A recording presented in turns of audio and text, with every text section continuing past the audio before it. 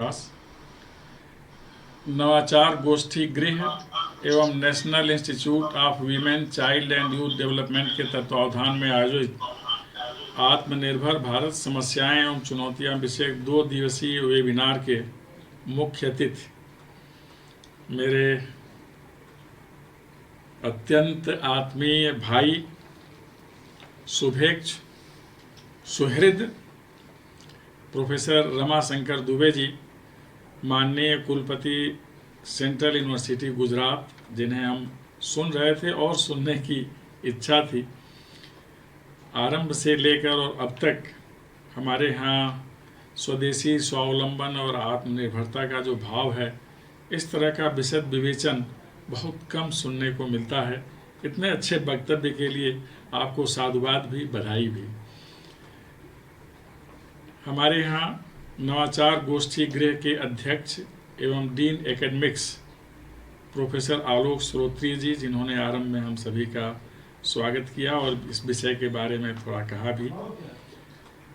National institute of women child and youth development से आए हुए वहाँ के मुख्य कार्यपालक श्री राजेश मालवीय जी, श्री जयंत्र सहस्त्रबुद्धे जी, जो अभी हम लोगों से संबद्ध होंगे, श्री भास्कर रमन जी, डॉक्टर तरुण कुमार ठाकुर जी, जो इस आयोजन के मूल में हैं, डॉक्टर के.एन. चौबे जी, डॉक्टर महेंद्र मधुप जी, श्री कृष्ण मुरारी जी, प्रोफेसर डी.पी. मिश्र जी, श्री पवन टाक जी, श्री मनोज भट्टाचार्य जी, हमारे टेक्निकल स्टाफ के सहयोगीगण, हमारे विशेष कार्य अधिकारी, वे सभी जो इस कार्यक्रम में प्रतिभाग कर रहे हैं, श्रोता के रूप में, दर्शक के रूप में, अथवा अपनी विशिष्टता से वक्तव्य देने के लिए हम सभी के अनुरोध पर अपनी उपस्थिति अंकित कराने वाले सभी लोग, मुझे बहुत प्रसन्नता है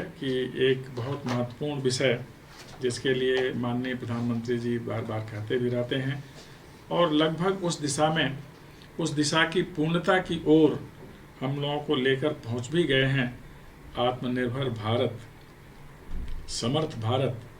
तो ऐसे विषय पर, जो हमारे विमर्श का ही विषय नहीं है, हमारी नीति और उस नीति की परिणति का भी विषय है कि हम लोग उस मुकाम पर शीघ्र ही पहुंच रहे हैं। और ऐसे विषय पर कि आत्मनिर्भर भारत की यात्रा किस तरह से हुई, आज का यथार्थ क्या है और कल की संभावनाएं क्या हैं, उन संभावनाओं के बीच में क्या कोई बाधाएं हैं, इस सब पर व्यापक दृष्टिपात वाला वक्तव्य प्रोफेसर दुबे जी ने दिया। बहुत आनंद आया सुनने में, और उनकी बहुत सारी बातें थीं, जो लोग सुन रहे हैं, प्रतिभाग कर रहे हैं, उनके चिंतन मनन अध्ययन का भी स्रोत हो सकती हैं। उनकी बातें विशेष रूप से ध्यान देने योग्य हैं। जहाँ तक आत्मनिर्भर भारत का प्रश्न है, इसके सभी पक्ष दुबे जी ने विवेचित किया और आरंभ में प्रोफेसर आलोक श्रोत्री जी ने भी किया। वस्तुतः आत्मनिर्भरता का संबंध कुछ विशेष चीज़ों से होता है, जो बातें वर्णित हैं उनके अतिरिक्त। कहा जाता है जो अर्थव्यवस्था और आत्मनिर्भरता के अवलंब हैं, पहले तो अस्तित्व सुरक्षित होना चाहिए। हम सब जहाँ कहीं भी हैं, हमारे जीवन पर कोई संकट नहीं होना चाहिए। आज हम अदृश्य विषाणु कोविड-19 के प्रकोप से गुजर रहे हैं, तो इसमें हमारा अस्तित्व सुरक्षित रहे, इसके लिए हमारी जिजीविका कितनी अच्छी है, यह विचारणीय विषय है। और जब हमारे देश के महानायक, जो अंतर्राष्ट्रीय क्षितिज पर भी महानायक के रूप में इस समय विदित हैं, माननीय प्रधानमंत्री मोदी जी, उनके जैसा प्रेरक व्यक्तित्व हो, तो हम सबका अस्तित्व सुरक्षित है, इसमें कोई संशय नहीं है, यह सुरक्षित होना चाहिए। फिर जो अवलंब हैं आत्मनिर्भरता की, आय और आजीविका, उत्पादन और उपभोग का संतुलन, यह सब मिलता है तो आत्मनिर्भरता की नींव बनती है, और जिस पर आत्मनिर्भरता का भवन तैयार होता है। आज के दौर में जो समस्याएं आई हैं, उससे इन पांचों पर कुछ न कुछ कुठाराघात हुआ है। हम सभी अपने अस्तित्व को बचाने की लड़ाई लड़ रहे हैं, न केवल अपने देश में, अभी दुनिया में सर्वत्र। और इसके लिए हम किस तरह से औषधि की खोज, रचना और उत्पादन में लगे हैं, इसके बारे में मित्रवर दुबे जी ने बहुत अच्छे तरीके से हम लोगों को बताया। और जो सबसे अच्छा उपाय है, जिसके बारे में मोदी जी कहते रहते हैं कि इस कोरोना के चेन को तोड़ने के लिए 2 गज की दूरी जरूरी है, इसका अनुपालन हम लोग कर भी रहे हैं और सभी को करना चाहिए। हम सभी आवास केंद्रित हो गए हैं आज अपने अपने अंचल में, क्षेत्र में, जहाँ कहीं भी हैं, और यह आवश्यक भी है क्योंकि आज घर ही सुरक्षा का सबसे बड़ा कवच है। आवास केंद्रित होकर एक नई कार्य संस्कृति के दौर में है। आत्मनिर्भरता के लिए निरंतर सक्रियता आवश्यक होती है, इसलिए हम घर में रहकर ही काम कर रहे हैं और इस नई संस्कृति का नामकरण हुआ है वर्क फ्रॉम द होम, घर से ही कार्य करने का विधान। तो हम उस प्रक्रिया में हैं और घर में रहकर सरकार के व्यवस्था के निर्देशों का पालन करते हुए, जो चिकित्सक लोग हैं उनकी बातों का ध्यान करते हुए हम अपनी सुरक्षा में लगे हैं। बाहर निकलें तो मास्क पहनकर जाएं, कहीं बाहर से लौटें तो अपने को सैनिटाइज ज़रूर करें। ये सब विधान है इस अदृश्य विषाणु से बचने के लिए जो हम लोग कर रहे हैं। आज हमारी जो सामाजिक संरचना है उसका भी भाव बदला सा है। हम सभी घर में परिवार के साथ हैं, परिवारी जनों के साथ हैं। हम भौतिकवादी दुनिया और दौड़ से थोड़ा किनारे आए हैं। अब हम ज़्यादा संवेदनशील हो गए हैं। प्रगति की दौड़ में, जिसे आर्थिक प्रगति का दौड़ कहा जाता है, हमारी संवेदना पीछे चली गई थी और वस्तुतः हमारी कृत्रिमता हमारे ऊपर ज़्यादा प्रभावी हो गई थी। हम सुख सुविधा के साधनों की तलाश में भूल गए थे कि हमारे अपने भी हैं और अपनों के लिए भी हमारे पास समय होना चाहिए। आज हमारे पास पर्याप्त समय है। हम अपना ध्यान रख रहे हैं, अपने लोगों का ध्यान रख रहे हैं, हमसे जो जुड़े हुए लोग हैं उनका भी ध्यान रख रहे हैं। इसका संकेत दुबे जी ने किया। हमारी परंपरा में ऐसा है कि हम पूरी धरा को ही परिवार मानते हैं। महोपनिषद का उल्लेख है, अयम निजः परो वेति गणना लघुचेत साम उदार चरिता नाम तो वसुधैव कुटुंबकम। उदार चरित्र के लोगों के लिए भारत उदार चरित्र के लोगों का देश कहा जाता है। पूरी धरा ही एक परिवार की तरह है। यह मेरा है, यह पराये का है, यह संकीर्ण वृत्ति वाले लोगों की मान्यता हो सकती है। लेकिन जो हिंदुस्तान के लोग हैं उनके लिए पूरी धरा ही परिवार है।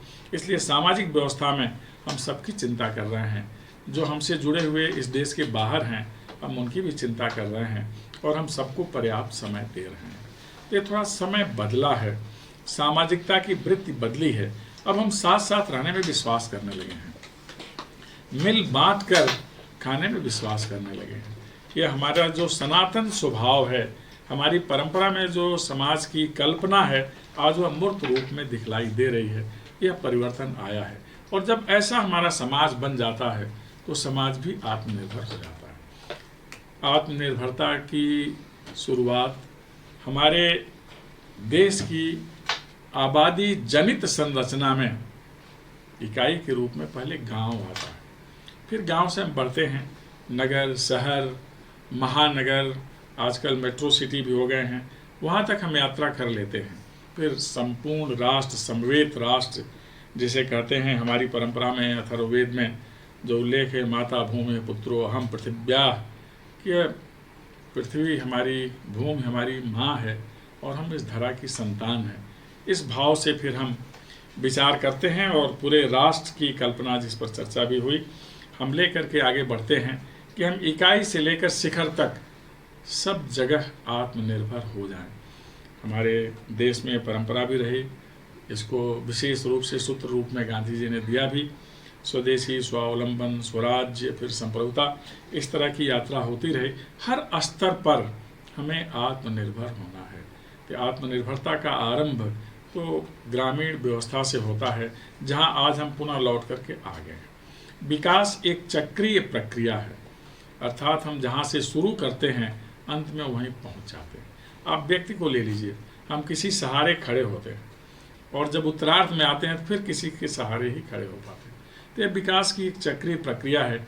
इसी तरह से अर्थशास्त्र का सिद्धांत है, 10 साल में इकोनॉमी बूम करती है और 10 साल पूरा होते होते इसके डिप्रेशन का दौर आ जाता है, फिर यह ढलान पर आ जाती है और इसे खड़ा होने में कम से कम 3 साल लग जाते हैं। हिंदुस्तान इस मान्यता का अपवाद है। हम कभी भी आर्थिक मंदी से उतना प्रभावित नहीं हुए जितना कि आज के विकसित देश प्रभावित हो जाते हैं।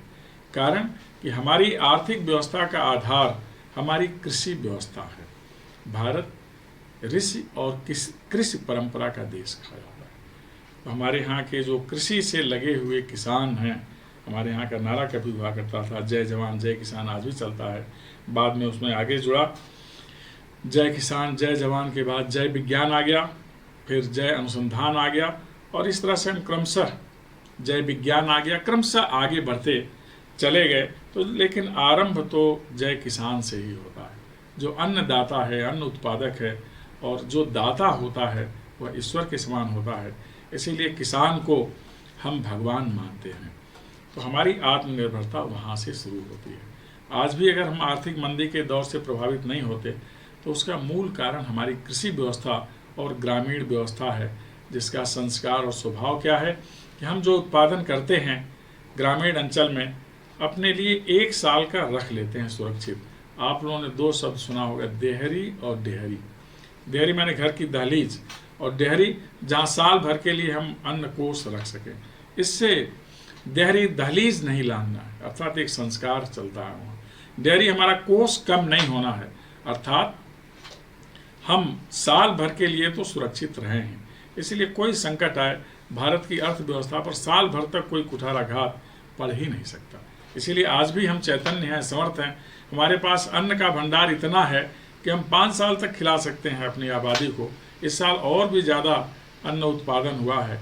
इसलिए खाद्यान्न के क्षेत्र में हम पूर्णतः आत्मनिर्भर हैं। विगत कई वर्षों से यह आत्मनिर्भरता हमारी बढ़ी है।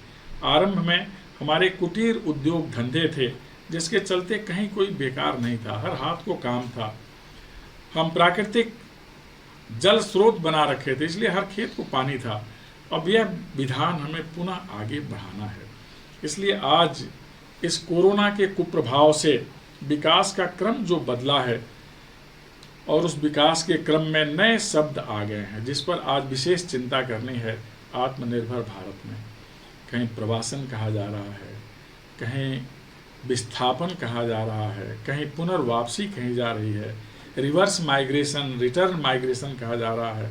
हमारे बंधु बांधव जो हमारी समृद्धि और सुविधा के लिए घर से बाहर निकलकर देश के विभिन्न अंचलों में और दुनिया के विभिन्न देशों में गए हुए थे, उन्हें विवस्था में वापस आना पड़ा।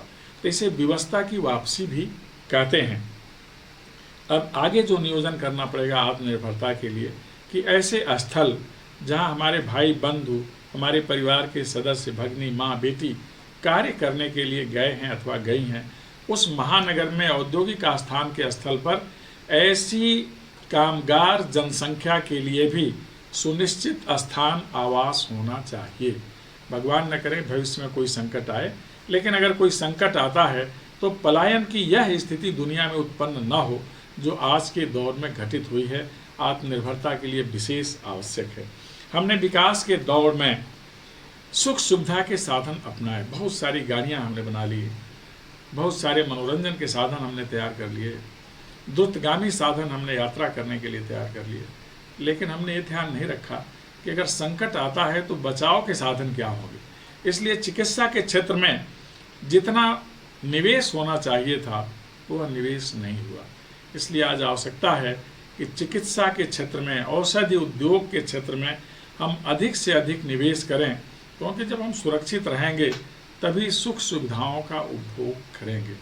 इसलिए स्वास्थ्य बहुत ज़्यादा ज़रूरी है।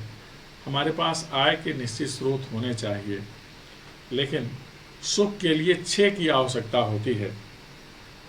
महाभारत में धृतराष्ट्र और विदुर का संवाद है, विदुर नीति में इसका उल्लेख भी है।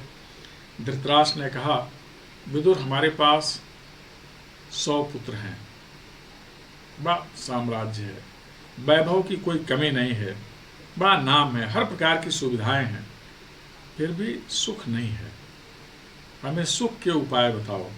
विदुर ने एक उपाय बताया जो आत्मनिर्भरता के संदर्भ में हमें ध्यान रखना चाहिए। कहाँ कहाँ आत्मनिर्भर होना। अर्थागमो नित्यम रोगिता च प्रिया च भार्या प्रियवादिनी च वशश्च पुत्रोर्थ करी च विद्या खड जीव लोकस्य सुखानि राजन।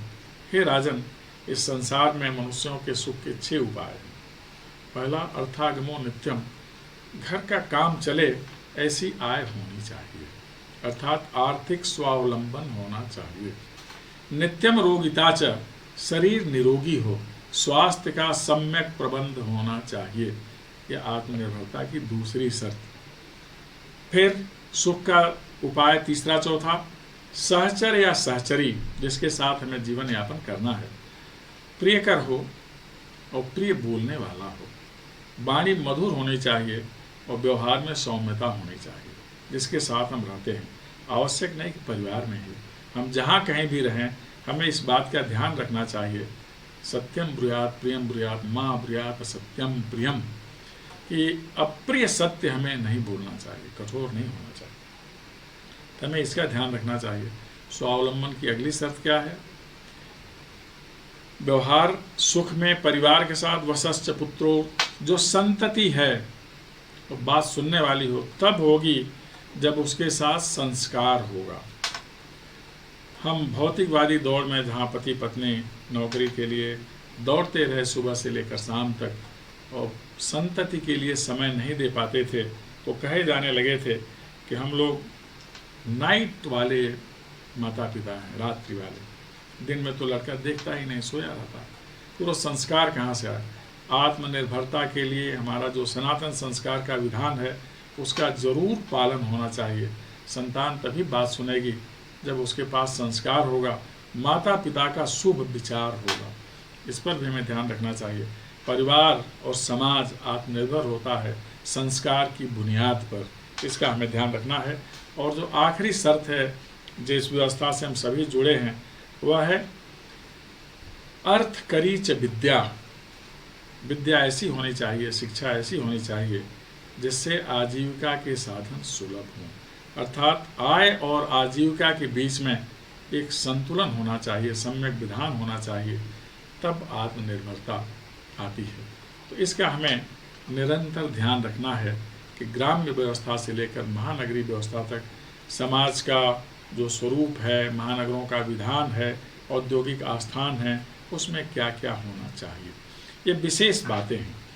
गांव आत्मनिर्भर रहेंगे तो जो अकारण पलायन है ये रुकेगा। हमारे भाई बंधु जो कठिनाइयों में और जगहों पर जाते हैं उस पर अब हमें विचार करना है।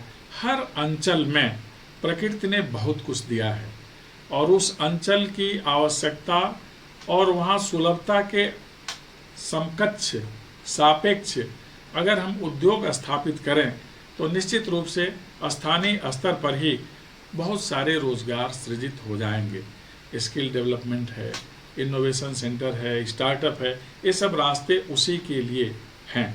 मैं जिस क्षेत्र में रहता हूँ ये वनाच्छादित क्षेत्र है, वनोपज बहुत है, वनौषधियाँ बहुत हैं, उससे संबंधित उद्योग यहाँ लग सकते हैं। यहाँ जो पर्वतीय अंचल हैं उसमें विभिन्न प्रकार के तत्व हैं, धातुएं हैं, कितना शोधन उसका किया जाए विचार करते हुए, जैसे प्रकृति का क्षरण भी ना हो, हम उन्हें निकालें, उनसे संबंधित हम उद्योग लगाएं, बहुत सारे लोग लग सकते हैं। उत्तर प्रदेश में वहाँ की सरकार ने और भी अच्छा प्रयोग किया है, 1 डिस्ट्रिक्ट 1 प्रोडक्ट। तो ये और भी अच्छी चीज़ है। हर जिले के पास कुछ खास गुणवत्ता होती है, विशेषता होती है और एक लगन होती है हर क्षेत्र में। वहाँ के लोग उस क्षेत्र में कुशल होते हैं। कहीं मिट्टी का कार्य हो सकता है, कहीं लौह पात्र बनाने का काम हो सकता है, कहीं वनस्पतियों से कुर्सी, खाने पीने का पात्र, आकर्षण के पात्र, ये सब बनाए जा सकते हैं। वन क्षेत्र में शहद हैं, उनसे संबंधित उद्योग लग सकते हैं। मैं जहाँ हूँ वहाँ बहुत अच्छा कोदो होता है, शहद होता है। हमारी यूनिवर्सिटी उसकी ब्रांडिंग करती है, अमरकंटक कोदो, अमरकंटक शहद। इस प्रकार की चीज़ें लगभग सब जगह हैं। इस पर हमें विचार करना चाहिए। कहीं लाख होता है उससे संबंधित उद्योग, कहीं बहुत ज़्यादा फल उत्पादन होता है तो फल से संबंधित उद्योग, हार्टिकल्चर इसमें आएगा, फल प्रसंस्करण इसमें आएगा। इस प्रकार के उद्योग हम करें और उसके लिए जो माननीय प्रधानमंत्री जी का उद्घोष है, बी वोकल फॉर लोकल, कि हम स्थानीय उत्पादों के लिए मुखर बने और मेक दी लोकल ग्लोबल, और इसे हम अंतर्राष्ट्रीय मंच पर स्थापित कर दें। यह प्रक्रिया भी आर्थिक आत्मनिर्भरता की दिशा में, जहां आय और आजीविका के साधन पर्याप्त हो जाते हैं, ये पहुंच जाता है। लेकिन ज़्यादा जो आजीविका का विधान है औद्योगिक आस्थानों में है। इसलिए सूक्ष्म, लघु और मध्यम उद्योग, इस पर बहुत ज़्यादा व्यय नहीं होना है। सरकार बहुत ज़्यादा इसके लिए अनुदान देती है। इसके माध्यम से ही क्षेत्र विशेष की जो उपलब्धियां हैं, संसाधन हैं और मानव संपदा है, उसके सापेक्ष उद्योग स्थापित हों, उसमें बहुत सारे रोजगार मिल सकते हैं और उत्पादन होगा। अंततः बृहद उद्योगों की हमेशा आवश्यकता होती है। इन्हें आधुनिक दुनिया के मंदिर कहा जाता है। हमारे यहाँ की परंपरा में ये 4 केंद्र भी आजीविका के रहे हैं। हमारे जो आश्रम हुआ करते थे, वहाँ प्रशिक्षण दिया जाता था, स्किल डेवलपमेंट, जिन्हें हम देवालय कहते हैं, मंदिर, यह भी आय और आजीविका के केंद्र हुआ करते थे। आज भी बहुत सारे मंदिर हैं जहाँ आय भी बहुत है और वहाँ आजीविका भी बहुत सारे लोगों को मिलती है। और बहुत सारे संस्थान मंदिरों से संचालित होते हैं। औषधालय भी इस क्षेत्र में आते हैं, वहाँ भी बहुत सारे लोग कार्य करते हैं। बहुत लोगों को निरोग किया जाता है, जो औषधियाँ बनती हैं बाहर जाता है। तो इस तरह से वह भी आय और आजीविका के केंद्र हैं। और सर्वोपरि जो शिक्षालय हैं, प्राचीन काल में आश्रम हुआ करते थे, आज वही शिक्षालय हैं आज की व्यवस्था में। यहाँ से भी हुनर सिखाया जाता है, ज्ञान सिखाया जाता है, कौशल सिखाया जाता है, जीवन में कैसे रहें संतुलन बताया जाता है। तो यह तो सबसे बड़ा केंद्र है जहाँ ज्ञान और विज्ञान की सभी विधाओं का बोध कराया जाता है और वस्तुतः प्रगति की धारा शिक्षण संस्थानों से ही बहती है। हमें इस क्षेत्र पर भी विशेष ध्यान देना है। हमें ज़रूरत है आज के दौर में आत्मनिर्भर बनने के लिए। जो पिलर्स हैं इसके बारे में दुबे जी ने बताया। फिर हमें कहाँ निवेश करना है, हमारी प्रणाली किस प्रकार की होनी चाहिए, वह 21वीं सदी की हो, यह हमें विचार रखना है। इंफ्रास्ट्रक्चर युवान रूप हो, लेकिन विशेष रूप से यह सब होने के लिए जो 4 और स्तंभ उस पर ध्यान देना है। Land, labour, liquidity and law. हम संबंधित जमीन के बारे में विचार करें, वहाँ किस प्रकार का श्रम है, कुशल अकुशल, इसके बारे में विचार करें। तरलता कैसी है वहाँ, द्रव्यमान स्थिति क्या है, कैसे आजकल तो हर गांव में बैंक पहुँच गए हैं, सबके पास जनधन खाता है, किस तरह से हम उसे ले चलें। मातृशक्ति के पास एक आरक्षित कोष होता है जो गाढ़े समय में काम आता है, हम उसका ध्यान करें। हाँ, उनके कोष पर हाथ ना लगाएं, वो हमेशा सुरक्षित रहे, इसका ध्यान रखना चाहिए, क्योंकि उन्हें लक्ष्मी के रूप में जाना जाता है, तो उनके पास वैभव होना ही चाहिए। हम इसका ध्यान रखें। हम अपने परिश्रम से, क्योंकि wealth without work is a sin, बिना परिश्रम के वैभव प्राप्त करना पाप है। इसलिए लेबर हम परिश्रम करें और अंततः हम कानून का विशेष ध्यान रखें। किसी भी दिशा में और किसी भी दशा में कानून तोड़ने का भाव मन में नहीं आना चाहिए। कानून का पालन करने से, दिशा निर्देश का पालन करने से हम सुरक्षित रहते हैं। पहले कहा जाता था धर्मो रक्षति रक्षिता, जो धर्म के द्वारा रक्षित है अथवा जो धर्म की रक्षा करता है वही सुरक्षित है। आज की तारीख में हमें धर्म के साथ साथ विधि का सम्मान करना है। जो विधि द्वारा संरक्षित है वस्तुतः वही सुरक्षित है, अर्थात नियम का अनुपालन यह विशेष आवश्यक है। और हमें इस बात का हमेशा ध्यान रखना है कि आत्मनिर्भर भारत बनाने के लिए 2 चीज़ें जो अर्थव्यवस्था की हैं निरंतर ध्यान में रखना है। Economy of scale and economy of scope. Economy of scale का मतलब है कि हम कम खर्च में अधिक उत्पादन करें। यह विशेषता तभी आएगी, इसमें हम तभी निपुण होंगे जब हम मानव संसाधन और प्राकृतिक संसाधन दोनों में संतुलन स्थापित कर लें और वहाँ टैलेंट एंड टेक्नोलॉजी दोनों को जोड़ दें। तब जाकर हम इकोनॉमी ऑफ स्केल पर काम कर सकेंगे, आगे बढ़ सकेंगे।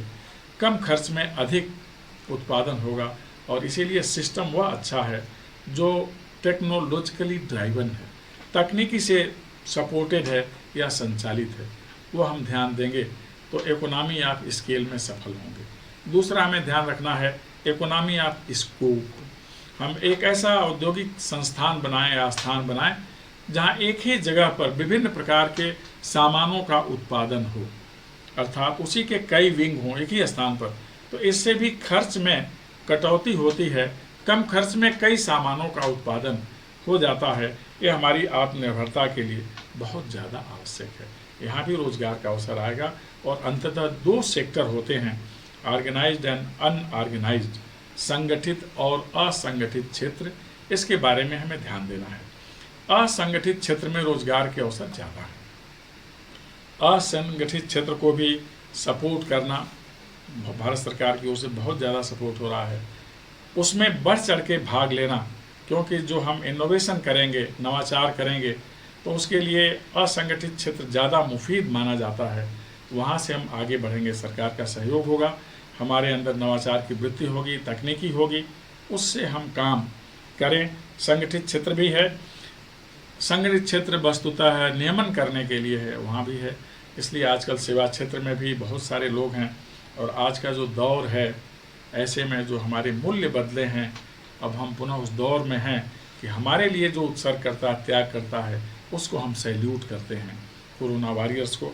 इन सभी बातों का हम ध्यान रखेंगे तो निश्चित रूप से तो भारत सरकार की योजनाएं हैं, स्थानीय स्तर पर भी प्रांतीय सरकारों की योजनाएं हैं, स्थानीय प्रशासन की योजनाएं हैं, हम सबको ध्यान में लें, सुविधाओं को ध्यान में लें, तो अपनी दक्षता के हिसाब से, पात्रता के हिसाब से, प्रशिक्षण के हिसाब से हम बहुत कुछ कर सकते हैं।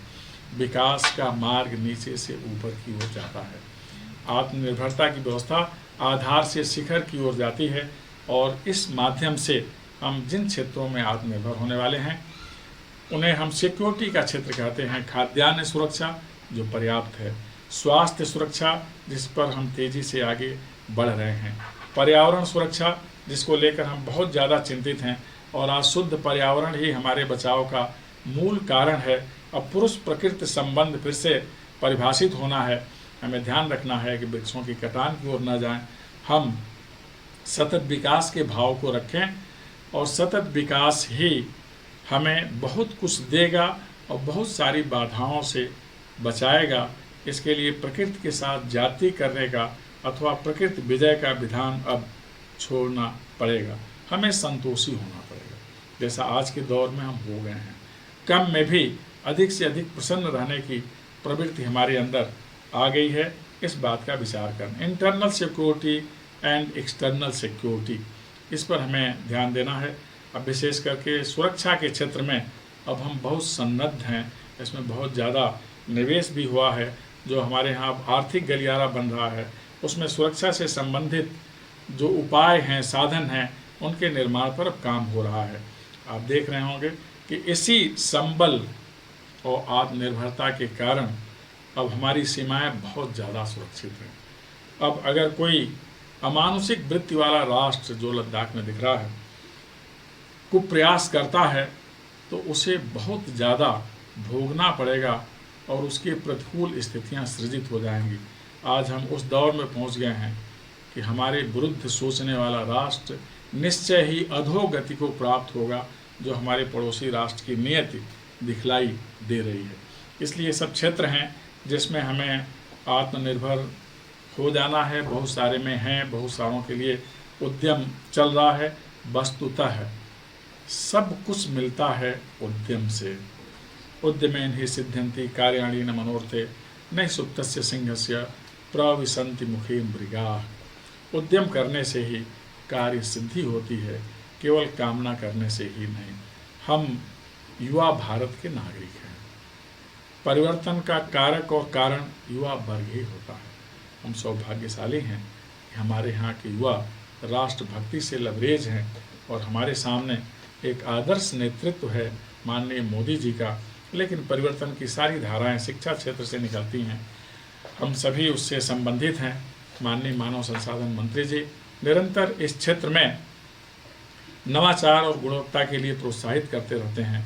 मुझे पूरा विश्वास है कि आप सब इन बातों का ध्यान रखें, भारत को स्वच्छ, स्वस्थ, समृद्ध, समर्थ और आत्मनिर्भर बनाने में सफल होंगे। आने वाली दुनिया ज्ञान की दुनिया है। आइए हम सब मिलकर ज्ञान की दुनिया में भारत को महानतम शक्ति बनाने में अपना योगदान करें और इसकी कामना करें। आप सभी ने ध्यानपूर्वक सुना, आप सबको बहुत बहुत धन्यवाद।